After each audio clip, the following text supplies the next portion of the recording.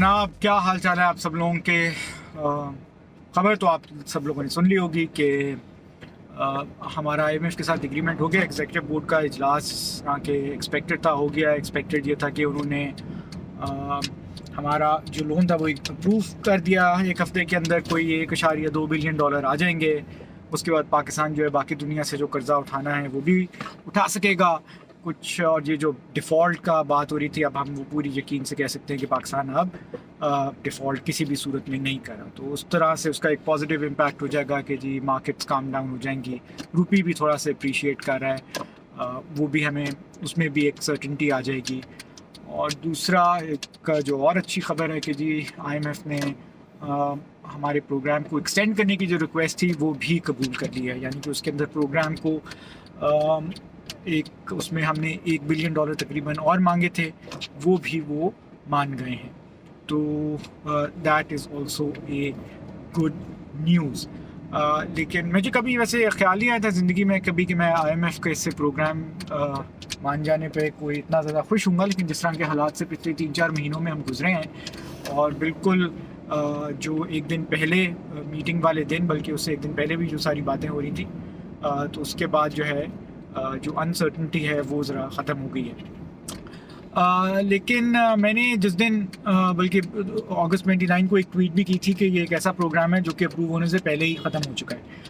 उसकी वजह ये कि फ्लड्स की सिचुएशन ने जो हालात हैं वो बहुत तेज़ी से चेंज कर दिए, और पाकिस्तान के लिए ये मुमकिन नहीं होगा कि वो इस प्रोग्राम के अंदर जो शराइत हैं उनके ऊपर अमल कर सके। मसलन इस प्रोग्राम के अंदर कोई 150 बिलियन रुपीज़ का प्राइमरी बैलेंस हमने प्रोड्यूस करना है। यानी कि आप कर्ज़ों की अदायगी में जो रकम अदा करनी है उसको निकाल के हुकूमती जो ख़र्चे हैं और रेवेन्यूज़ हैं उसमें कोई एक्सपेंडिचर्स जो हैं वो रेवेन्यू से 150 बिलियन रुपए कम होने चाहिए।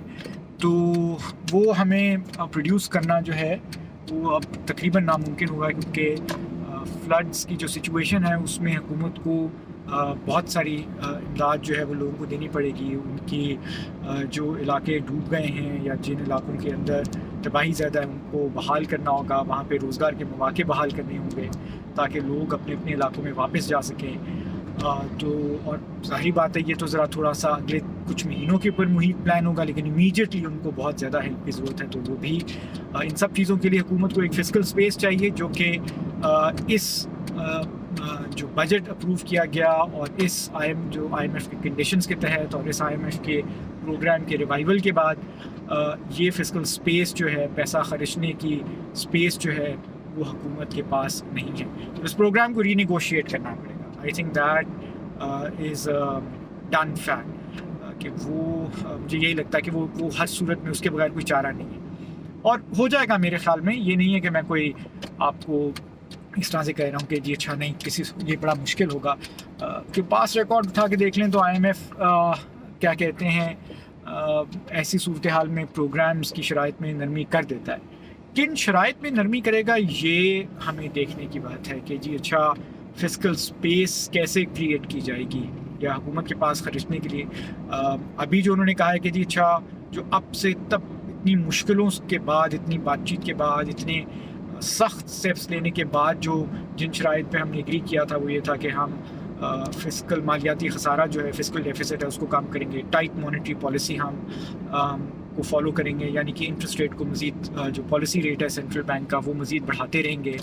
और जो हमारा एक्सचेंज रेट है जो डॉलर के साथ, वो हुकूमत उसके अंदर इंटरवीन नहीं करेगी, सेंट्रल बैंक उसके अंदर इंटरवीन नहीं करेगा, बल्कि वो मार्केट बेस्ड सिस्टम के तौर पे ही सेट होता रहेगा।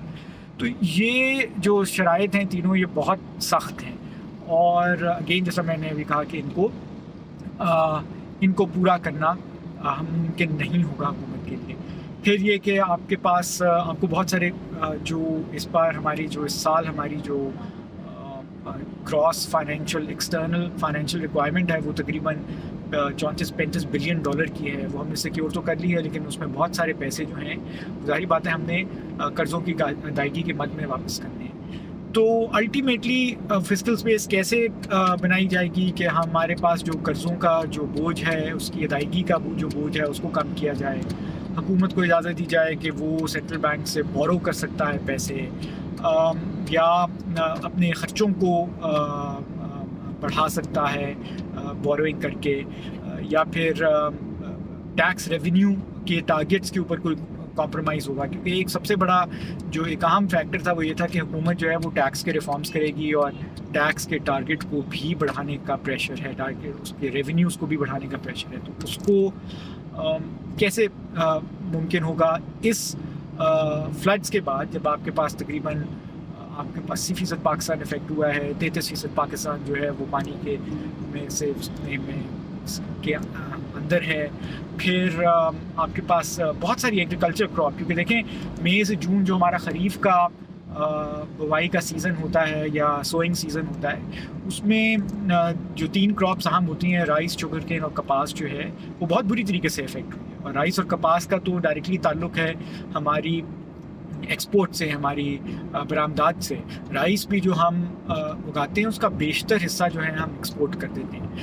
اسی طرح کپاس بے تحاشا امپورٹنٹ ہے، ظاہری بات ہے ہماری ٹیکسٹائل ایکسپورٹس کے لیے.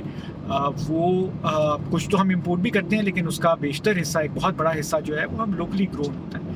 تو اس کا آؤٹ پٹ جو ہے وہ ظاہری بات ہے افیکٹ ہوا ہے. پھر یہ کہ جی اس کا اکانومی کے اوپر ایک اور امپیکٹ یہ ہے کہ اکتوبر سے دسمبر تک جو ہے ہمارا ربی کا سیزن ہوتا ہے سوئنگ کا، اور وہ سیزن بھی اس کے لیے بہت ضروری ہے کہ جی اچھا اس وقت تک، اکتوبر سے دسمبر تک، یہ علاقے جو ہیں وہ جو پانی کے اندر ڈوبے ہوئے ہیں، جہاں جہاں بھی ایگریکلچر لینڈ جو ہے، جو سندھ ہے، ساؤتھ پنجاب ہے خاص طور پہ، اور ایون خیبر پختونخوا، بلوچستان بھی، یہ سوئنگ کے لیے تیار ہو جائیں. کیونکہ آپ نے اکتوبر سے دسمبر کے درمیان جو ہے آپ نے ویٹ کی کاشت کرنی ہوتی ہے.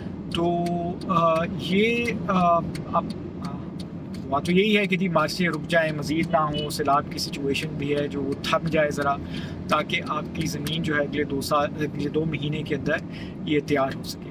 خدا نخواستہ وہ نہیں ہو پاتی، لوگ سیٹل نہیں ہو پاتے وہاں پہ واپس جا کے، وہ سوئنگ سیزن میں جو ہے اس ربی کے سیزن میں بوائی نہیں کر پاتے، تو اس کے پھر اور بھی امپیکٹس ہوں گے.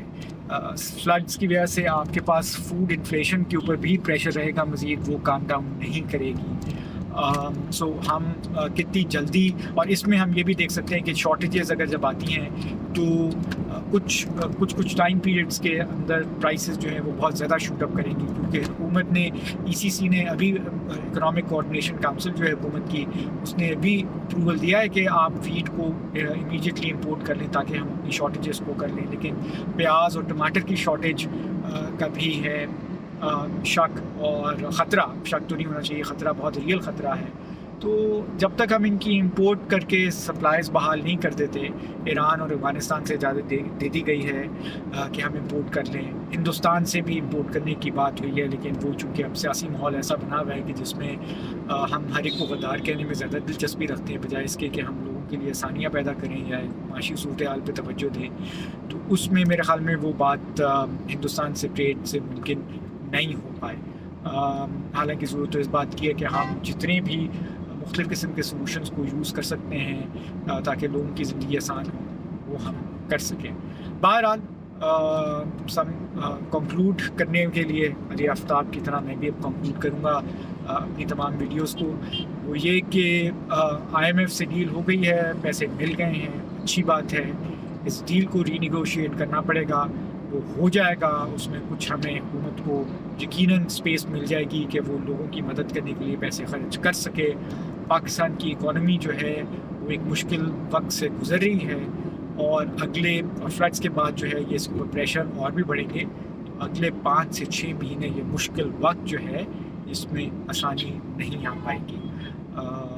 آپ سب سے معذرت بھی کر رہا ہوں کہ میں ہر دفعہ کوئی prophet of doom and gloom کی طرح یہ کچھ خبریں دیتا ہوں، لیکن وہ میرے خیال میں اس طرح کا انالیسس جو ہے اکانومی میں فی الحال تجزیہ جو ہے وہ خوش فہمی کے بجائے حقیقت کے اوپر بیس کرنا چاہیے. تو ملتے ہیں آپ سے اگلی ویڈیو میں. علی آفتاب سعید کے چینل کو سبسکرائب کیجئے، لنک شیئر کیجئے اور اس پہ یہ ویڈیوز دیکھیے. آل تھنگز اکنامکس میں ایک سیپریٹ پلے لسٹ کے انڈر یہ ویڈیوز شیئر ہوتی ہیں. اگر آپ مجھے ٹویٹر پہ فالو کرنا چاہتے ہیں تو میرا ٹویٹر ہینڈل ہے ECONALIF ECONALIF. ملتے ہیں آپ سے اگلی ویڈیو میں.